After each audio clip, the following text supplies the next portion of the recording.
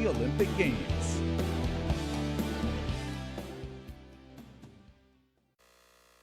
KUAM News Headlines is presented by Calvo's Insurance, serving Guam for 80 years. And brought to you by Matson and the Adahi Tanu program. Cars Plus, reminding you to put your phone down while driving. Distractions won't get you there. Heads up, Guam. IP&E, fueling excellence. McDonald's of Guam, I'm loving it. And King's Restaurants, always open, always local, and serving up favorites for over 40 years.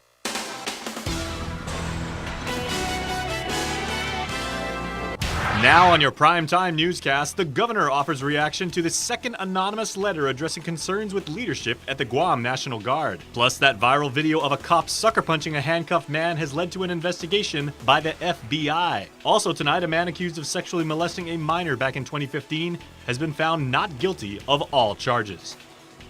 Hafa and good evening. Go through the proper channels or show yourselves. That's the word from Governor Lilian Guerrero about a second anonymous letter about controversies at the Guam National Guard. Chris Barnett reports. Adelup got the letter yesterday. 9 pages of concerns and issues allegedly written by a mid-level female soldier at the Guam National Guard. The governor telling KUAM, though, she hasn't really read it yet. I haven't really thoroughly read it. It's a lot of concerns and allegations about our tag. The governor tells KUAM even though she met with Department of Corrections staff after they wrote 2 anonymous letters, that doesn't mean she'll be sitting down with soldiers at the Guard anytime soon. I do know that there are avenues and procedures that they can go through to follow to make their concerns known. They can do it through here. I understand they can also write to, the national group off island.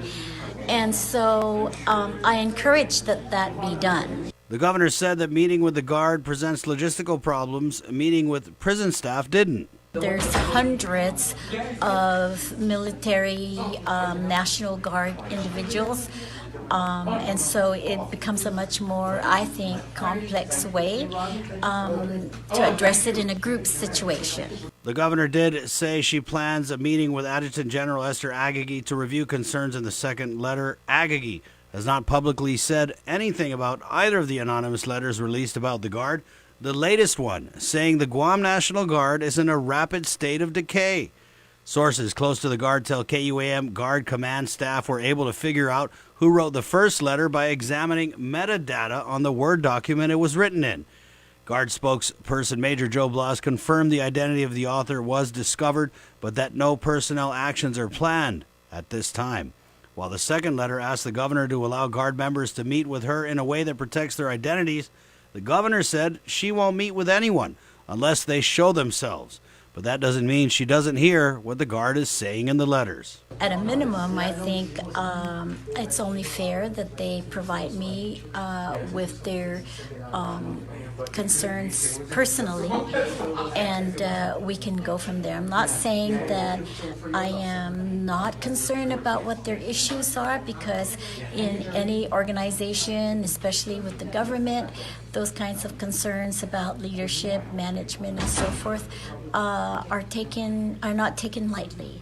At least not by me. The letter says Agagi did not meet basic requirements for the tag position set forth in Guam law, but the governor said she still has full confidence in Agagi and she thinks her tag is qualified, no matter what the letter says. I do. I think when we vetted her and we went through, her title, her rank, and does that meet the requirements of the law? It does. For Guam's News Network, Chris Barnett reports.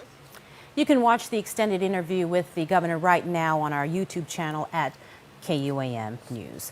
Was he sucker punched, or was a police officer trying to gain control of the situation with an open palm strike?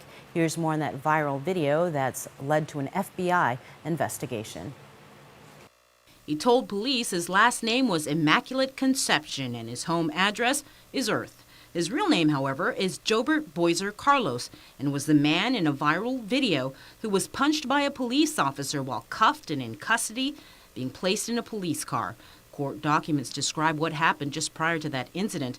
A lifeguard says around noon on Tuesday at the Ipao Beach Park, Carlos tried to assault him. He was calling out other people to fight and was swinging punches at random people.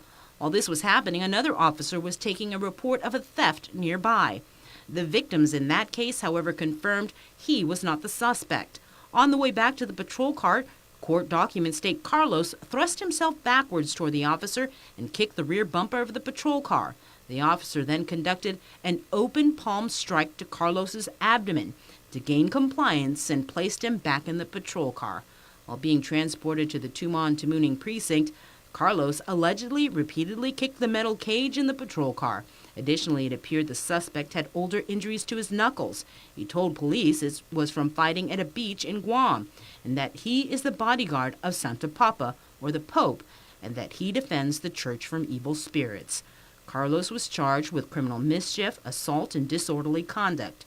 Court documents point out that he was recently arrested this past Sunday for family violence. The victim in this case described Carlos as having a bipolar disorder and a tendency to become violent. As for the officer in the viral video, the FBI is conducting a civil rights investigation, while the AG's office has been asked by GPD Chief Steve Ignacio to lead the criminal investigation. After the court denied former police officer Mark Torrey Jr.'s motion to dismiss the amended indictment, the case now heads back to trial for a second time. This afternoon, Torrey appeared for his trial-setting hearing. He is accused of the 2015 fatal shooting of fellow police officer Albert Piolo, and in the second trial of the case, he faces charges of negligent homicide and aggravated assault. Torrey pled not guilty to the amended indictment and asserted his right to a speedy trial. Judge Michael Bordallo confirmed he has about 30 days left on that assertion. Let's come back next week on the 12th. I want to know what the witness list looked like. Well, okay, and what we're doing with respect to prior testimony that's going to be presented, or how we're going to, any of the experts are going to be used, if any. So let's do that. Let's come back on the 12th, a week from today, and let's get that squared away, and then we'll figure out. Just to give the court a heads up, the only motion that we are considering at this time would be the motion regarding the expert witnesses. And so I'm not sure aware of how much of a delay that'll further cause in the trial or the scheduling and the like. We were also concerned about the people's witness list, which of course was all inclusive. And so we're waiting there, narrowing down on that. Judge Bordallo scheduled a return for December 12th in order for both parties to present their witness list, and also requested both parties to indicate whether they plan to replay testimony. Judge Bordallo also told Chief Prosecutor Basil O'Malley that he needs to be present if he is handling the case. It took the jury only a few hours to reach a verdict. This afternoon, Nicanor Ladato was found not guilty. He's been accused of sexually assaulting a minor known to him back in April 2015 and faced 5 counts of criminal sexual conduct as felony and misdemeanor charges. Guam National Guard member Jason Siswico appeared for his trial-setting hearing. According to his attorney Randy Cunliffe, they have not received all the discovery. Siswico is charged with first-degree criminal sexual conduct as a first-degree felony and 2 counts of second-degree criminal sexual conduct as a first-degree felony for allegedly sexually assaulting a minor. Judge Michael Bordallo scheduled jury selection for April 20th and a further proceedings hearing for January 9th to ensure the defendant receives all the discovery. 45-year-old Benito Sablan Uggan was busted on drug charges this after customs officers and the Canine Drug Detector Dog Unit conducted a narcotics interdiction operation at the airport. Court documents state the canine positively alerted to Uggan, who was preparing to board a plane leaving to Saipan. During a search of his bag, officers found an envelope containing 2 clear vacuum-sealed plastic bags and 6 icy hot packages, all containing a crystalline substance which tested presumptive positive for amphetamines. The drug weighed about 231 gross grams. The Attorney General's office continues its legal fight to void the gaming law and invalidate all current Liberty Machine licenses. Judge Arthur Barcinas heard the AG's summary judgment motion today. Assistant AG Marian Wolashuk again argued that the gaming regulations are invalid because they did not comply with the administrative adjudication law and the Revenue Tax Department exceeded its authority. According to news files, in 2008, about 1,200 gaming devices were licensed by DRT, but the AG successfully sued the agency and the court ordered that the licenses be revoked. But Guam Music, the largest gaming machine company, intervened and filed a new lawsuit to force DRT to reissue its licenses, which it did in 2012. AG Levin Camacho said earlier this year that after the proceedings in the Superior Court have run their course, he expects a Supreme Court ruling that will ultimately decide the validity of the gaming device regulations once and for all. Stay tuned, more news after the break. Get up-to-the-minute news, plus access to alerts, streaming radio, promotions, and more on your mobile device by downloading the KUAM News mobile app, available at the App Store now.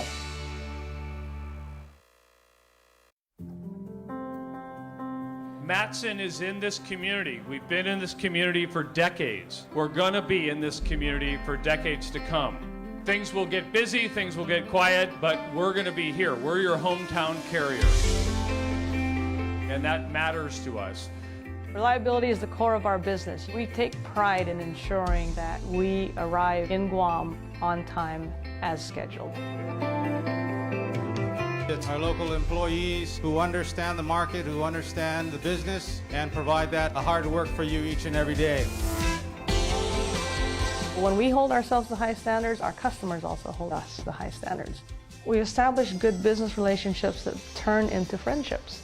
That's why it's so important to be here and be trusted by your customers.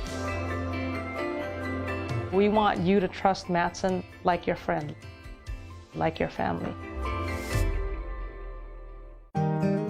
We value relationships because when we commit, I love you guys until you're 80, until you're 90, until you're 100, forever.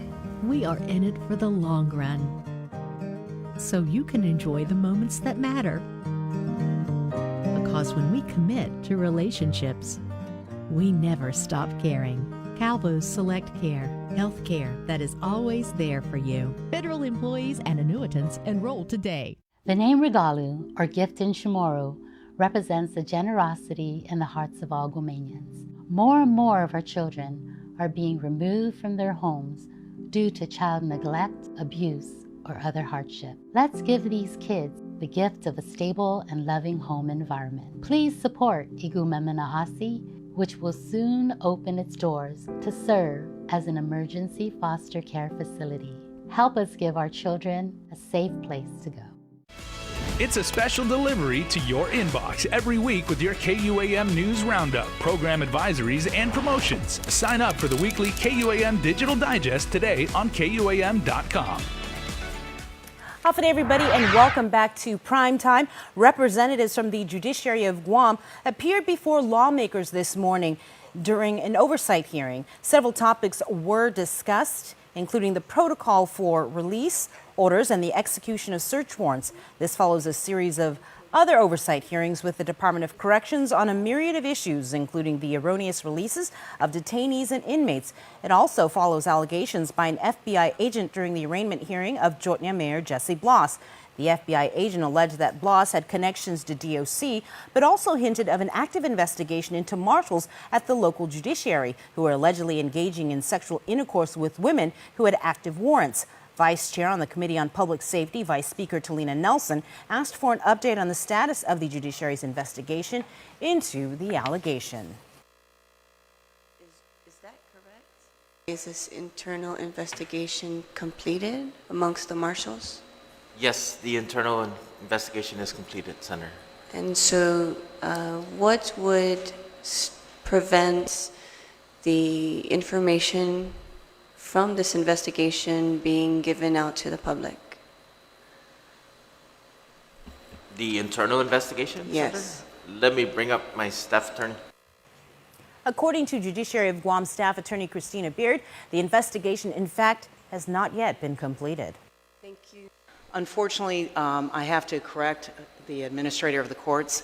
That investigation is not closed because the case is still pending with the federal courts, and I think that the administrator of the courts didn't state that to you all, that the case is still ongoing. Until that case closes, our investigation will stay open. Attorney Baird says the Judiciary is still working with the FBI and the U.S. attorneys on the case, and that the administrator of the court was not aware of that information. Loss is scheduled to go to trial in January. Also discussed during the oversight hearing were programs involving sex offenders. High-ranking federal officials visit the Guam Environmental Protection Agency this week. Deputy Assistant Secretary of the Environment for the Navy, Carnegie O'Hannison, and the Department of the Interior's Assistant Secretary for Insular and International Affairs, Doug Dominique, met with Guam EPA head Walter Leon Guerrero and staff.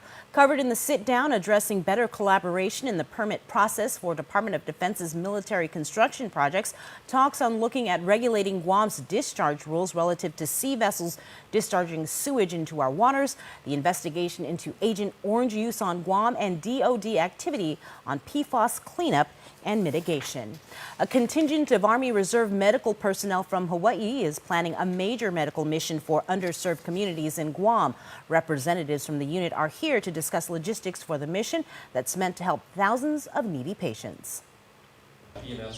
Members of the 1984th U.S. Army Hospital Detachment are scheduled to be here next June 1st through the 16th for what's called an innovative readiness training. It will help prepare them for real-life deployments, says Commanding Officer Colonel Paz Nuanez. What it is it's a mission for us to be able to deploy to an area and have our medical mission set, be able, our doctors, our nurses, our medics, be able to come and help a community, an underserved community who has decreased access to health care. The services will be for those who don't have health insurance and Medicaid and medically indigent program recipients. The wide range of offerings will include physical exams, well baby checks, tooth extractions, and eye exams. Nuanez has been to 2 previous medical missions where up to 3,000 patients have been helped. I really want to be able to go into those communities and show them that, even though you don't have these kind of services, we are here to provide those services in your community. It's because you deserve it. You deserve it from us. The Guam mission came about after Chief Public Health Officer Dr. Suzanne Kaneshiro successfully applied for it. Public Health is coordinating the mission and will be seeking volunteers and private sector assistance. When we found the match that we were coming to Guam, we were excited. Just because we have a detachment, we have a Guam detachment here. We have 34 soldiers in my unit here, so they're excited. They want to be able to show us around and show us what Guam's all about. For Guam's News Network, I'm Nestor Lecanto. The Department of Education is investigating an incident that occurred this morning at Teason High. As reported on social media, the school administration received what appeared to be a threat from a student to bring a weapon to school. Police were on site and located the student. DOE spokesperson Isa Baza says threatening to bring a weapon to school is a serious offense which may lead to serious consequences, such as suspension or expulsion. Appropriate disciplinary action will be taken upon the completion of that investigation. This morning at around 9 o'clock, Civil Defense received a report from 911 dispatch of a found unexploded ordnance at the stage near the Agana Heights Mayor's office. GPD and GFD were called to the scene, as well as the explosive ordnance disposal unit. Roads nearby were closed and Agana Heights Elementary School was sheltered in place. The all clear was given about an hour later. If you were passing by the Agana Boat Basin early this afternoon, then chances are you caught a glimpse of the Sekman Chetlu making the necessary preparations to set sail. The Sekman is heading to Saipan with stopovers in Rota and Tinian. It was given to 500 sails in Saipan to add to their fleet of 3 26-foot Chamorro Sekman, the Neni, Richard Seaman, and Anaguaan. The Chamorro Flying Proa Chetlu was an idea first conceived in Saipan, and it will now make its way home to serve as a teaching platform as part of the 500 Sails program to teach Chamorros and Carolinians how to swim, build, and sail traditional sailing canoes. Stay tuned. Sports is coming up next. Agent Alpha. What's that? An Alpha Insurance customer needs a claim settled immediately? I'm on it. Agent Alpha. In the event of an accident, theft, or breakdown, each of our Alpha Insure agents are trained to go above and beyond. This is my stop. There she is. Target acquired. Agent Alpha. Yes! Holidays have happening at Docomo Pacific's Red Friday. Purchase select phones on our popular Now program and choose a free gift, like free wireless earphones or huge discounts on the latest smartwatch. Prepaid friends get free load with select prepaid phones. And get a chance to win a Nintendo Switch when you take a selfie with our new AI dog, Spark. Come in for a happening holiday now. Docomo Pacific, better together. Some conditions apply. Okay. Can I meet Alan, please? Attention passengers of flight AJ3004, your flight has been delayed.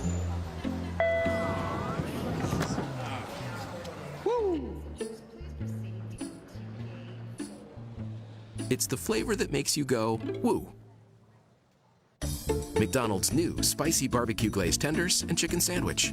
Made with tender, juicy, all-white meat chicken. Available in 4, 6, or 10-piece chicken tenders. Try the spicy barbecue crispy chicken sandwich too. KUAM Sports is presented by Triple J.